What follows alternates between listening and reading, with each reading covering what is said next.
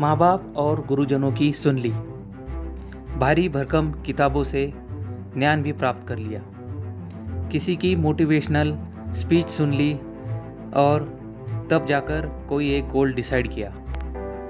उसी दिन जोश में आकर किसी भी हाल में कुछ भी करके उस लक्ष्य को पाने की प्रतिज्ञा तक कर ली। हर हाल में जीतने का, कभी ना रुकने का और निरंतर चलते रहने का इरादा भी तूने बना लिया। लेकिन बाद में क्या हुआ मेरे भाई? बस इरादे ही बना लिए। मेहनत कब करेगा? इरादे बनाने से कुछ नहीं बदलता। अगर कुछ बदलना है तो मेहनत करनी पड़ेगी। तेरी आराम और शांति से चलने वाली लाइफ में अगर मुश्किल से तू कुछ वक्त अपने उस गोल को दे पा रहा है तो उस गोल का आखिर में क्या होगा ये तुझे खुद पता होगा। कभी दिल में आया, कभी वक्त मिला तो उसके ऊपर काम कर लिया, वरना छोड़ दिया। आसानी से अगर कुछ मिल रहा है, आसानी से अगर मेहनत हो रही है, तेरा काम अगर जल्दी निपट रहा है तो तूने कर लिया। लेकिन अगर किसी चीज़ में देर लग रही है, कुछ करने में कुछ समझ नहीं आ रहा है या मेहनत ज़्यादा लग रही है तो छोड़ दिया। फिर कोई तेरा दोस्त, कोई तेरा यार, किसी और ने कुछ और कर लिया, वो तूने देखा, समझा, तुझे लगा उस पहले वाले से ये बढ़िया है, ये मैं कर सकूँगा। ये रास्ता जो किसी और ने चुना है वो सस्ता और टिकाऊ है, इसमें कम मेहनत करनी पड़ेगी, तो तूने भी वही चुन लिया।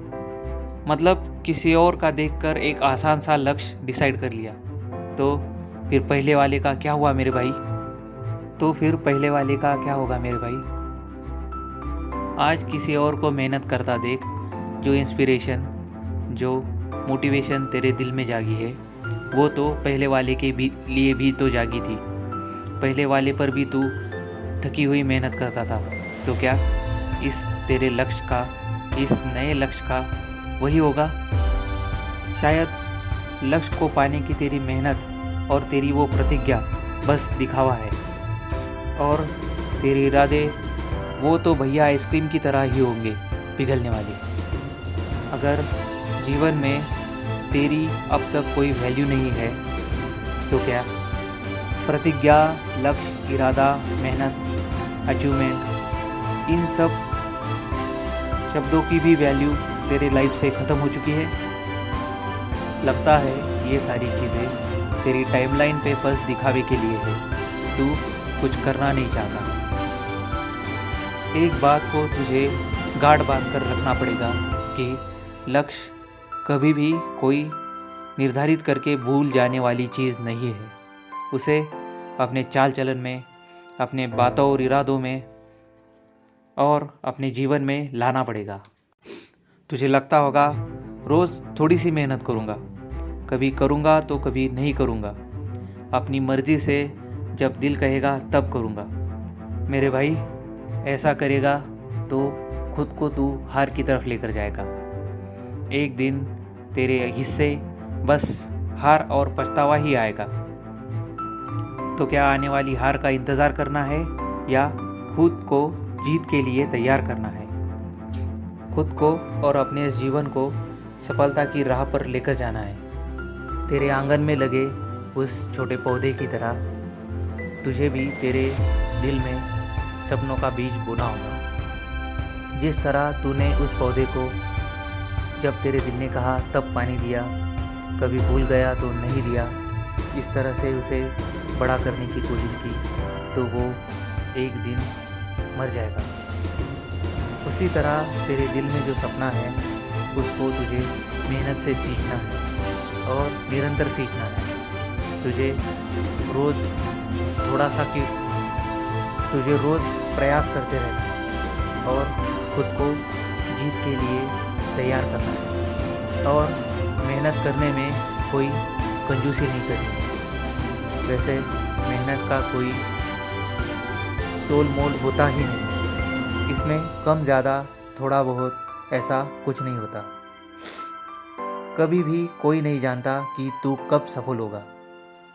जीतने के लिए किसने कम वक्त दिया या हारने के लिए किसने कम वक्त दिया, किसने ज़्यादा वक्त दिया, ये कोई नहीं जानता। जीतने वाले की मेहनत कब ख़त्म होगी या कितनी मेहनत करके कोई जीत जाएगा, ये भी कोई नहीं जानता।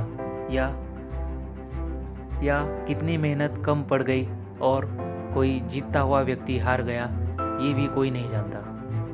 जीवन में हर व्यक्ति अलग होता है। उसकी सोच, उसका काम करने का तरीका, उसकी मेहनत का अंदाज, हर बात अलग होती है। कोई शख्स किसी फील्ड में यहाँ बहुत कुछ करने को बाकी है, ये सोचकर एंट्री कर रहा होगा, तो उसी वक्त कोई यहाँ कुछ नहीं बचा, ये सोचकर वहाँ से एग्ज़िट कर रहा होगा।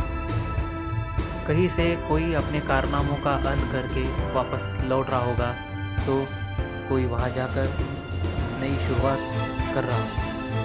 किसी में कोई कौशल, कोई कला, कोई सुप्त गुण गॉड गिफ्टेड था, जन्मजात था, तो उसे उसकी मेहनत करने की ज़रूरत नहीं पड़ी। लेकिन कोई व्यक्ति उसी कला को, उसी कौशल को सीखने के लिए सालों लगा रहा, फिर भी उसमें वो प्रवीण नहीं हो पाया। ऐसा इसलिए क्योंकि हर व्यक्ति की क्षमता, उसकी प्रेरणा, ग्रास्पिंग पावर, कौशल, कला, हर एक चीज़ अलग है।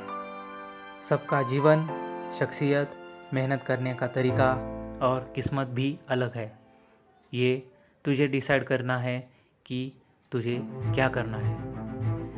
अपने लक्ष्य को पाने के लिए तुझे कितनी मेहनत करनी है और वो मेहनत किस तरह तुझे तेरे लक्ष्य पर ले जाएगी, ये तो उस ऊपर वाले के हाथ में है।